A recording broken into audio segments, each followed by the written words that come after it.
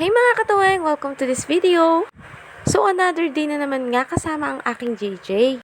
Sa araw na to ay pupunta nga kami sa bahay. Madalas nga kami doon sa bahay tumatambay. Para iwas na rin sa konsumo dito sa aking inuupahan kasi malakas talaga kami sa kuryente. Pag nasa bahay nga kami, nakakatipid kami kasi hindi naman ganun kainit doon. Pag dito lang talaga kami nangungonsumo ng malaki. Umulan at umaraw kasi mainit talaga dito. Pumunta na nga kami sa bahay. Pagkarating nga namin sa bahay, tutulala muna si JJ, hikab-hikab, tapos ayan, maghahasig na namin siya ng lagim, ganon. Wala nga ginawa yung batang yan, kundi umikot ng umikot dito sa bahay na to. Gustong-gusto niya kasi pumunta dito, inaantay niya yung mga kalaro niya, yun yung mga pinsan niya. Lagi niya nga hinahanap si Kambal. Kuminsan, si Ate Renren niya, Ate Natalie niya, o di kaya si Kuya Renyel niya. Minsan nga si Crystal yung hinahanap niya, yung bunso naming pamangkin. Kung di nyo alam, marami talaga kami sa bahay na to. Nagbukod na nga lang ako kasi siksikan na kami. Maya-maya nga'y nagpapalit na naman si JJ ng mas malaking sleeper. Mahilig nga kasi siya sa mas malaking sleeper. Ewan ko ba sa batang to, minsan nga inaaway niya si Papa, gusto niya yung sleeper ni Papa. Kaya minsan napipilitan na si Papa magpaa. Kasi hindi naman pwedeng suotin ni Papa yung sleeper niya, di ba? Tignan niyo naman ditong batang to, wala talaga siyang kaarte-arte pag nandito kami kila Mama. Nako, malilintikan na naman ako sa daddy mo pag napanood niyo tong video na to. Pero di bali na, minsan lang naman to. Pagkatapos niya magpabebe, ay lumabas na nga kami. Ako naman sunod lang ako ng sunod sa kanya kasi mahirap na baka masubsob siya. Saka di mo rin talaga mapagkakatiwalaan yung ibang mga aso. Mamaya bigla na naman akmal. Buti na nga lang bihira yung aso dito sa amin. Kasi halos lahat ng aso dito may nag-aalaga. Kaya kadalasan sa mga aso dito nakatali o nasa loob ng bahay. Ang kinakatakot ko lang talaga yung mga ligaw na aso. Ayan nga ang ginagawa ni JJ pag nasa labas kami, takbo siya ng takbo. Pagkatas niya nga maglaro ay pinagpahinga ko na siya at pinaliguan ko na siya. Hindi ko na nga binidyohan yung pagligo niya pero nakaligo na siya dyan. Pagkatapos niya nga maligo ay naglaro na naman siya. Pero sige lang naman ako ng sige. Baliktad na nga yung panahon ngayon kung sino na nga yung magulang, siya na yung sumusunod sa anak. Pero okay lang yan kasi bata pa sila. Dapat talaga ini-enjoy muna nila yung moment na maliit pa sila. At syempre, enjoyin din natin yung moment na ganyan pa sila kaliit. Kasi pag nagsilakihan na sila, hindi na natin sila masyadong makakausap kasi may sarili na silang mundo. Hindi ko nga pinagbabawalan si JJ na gawin yung mga gusto niya. Pero ginaguide ko lang siya na sigurado siyang tama yung ginagawa niya. Pag mali nga yung ginagawa niya, agad ko naman siya sinasaway.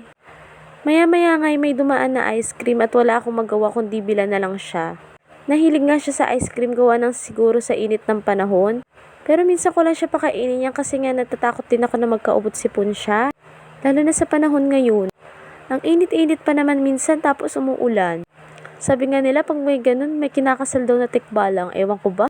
Maya-maya nga sinakay na nga ni Mama at ni Kuya Norben yung Kambal. Sasama nga kami ni JJ kaya nga tuwan-tuwa siya. Pupunta nga kami sa simbahan ngayon kasi nandun yung mami ng Kambal. Umattend ng seminar yung mami ng Kambal para sa binyag. Kaya nga ito namang anak ko tuwan-tuwa. Happiness niya na kasi makalabas ng bahay at makasakay sa tricycle. Natutuwa lang talaga ako kay JJ kasi hindi siya maarte videohan. Marunong talaga siya makisama at pa-smile-smile pa siya pag ako nagpa-vlog. Parang naiintindihan niya na yung ginagawa ko. Nakakatuwa lang kasi ang advance niya talaga mag-isip. Hindi nga kami nag-aaway nito pagdating sa pag-i-edit. Kasi pinapanood niya lang ako habang nag-i-edit ako, hindi niya ako ginugulo. At maya-maya nga, pupunta na nga kami at malis na kami ng bahay. Habang tumatakbo nga kami si JJ ay napakayabang. Halos ayaw niya nga magpabuhat sa akin yan o ayaw niya magpahawa. Pero niyakap ko pa rin siya kasi natatakot ako na baka mauntog siya. Mahirap na baka mabukulan siya, lagot ako sa daddy niya. Napaka-stricto pa naman ng daddy niyan.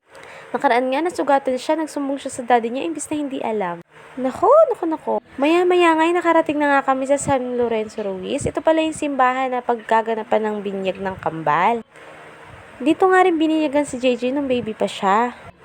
Hinayaan nga muna namin sila maglakad-lakad at tignan nyo naman yung Kambal namin, takbo doon, takbo dito. Napakaliliksi talaga ng Kambal na yan. Lalo na yung naka-red, yung si Raven. Hindi ka nga malilito sa kanila kasi may palatandaan sila. Yung isa mas malaki, yung isa may nunal sa tabing mata. Si JJ nga hindi masyadong gumagalaw-galaw dyan dahil nga inaantok na yan. Pag si JJ talaga inaantok, hindi masyadong malikot.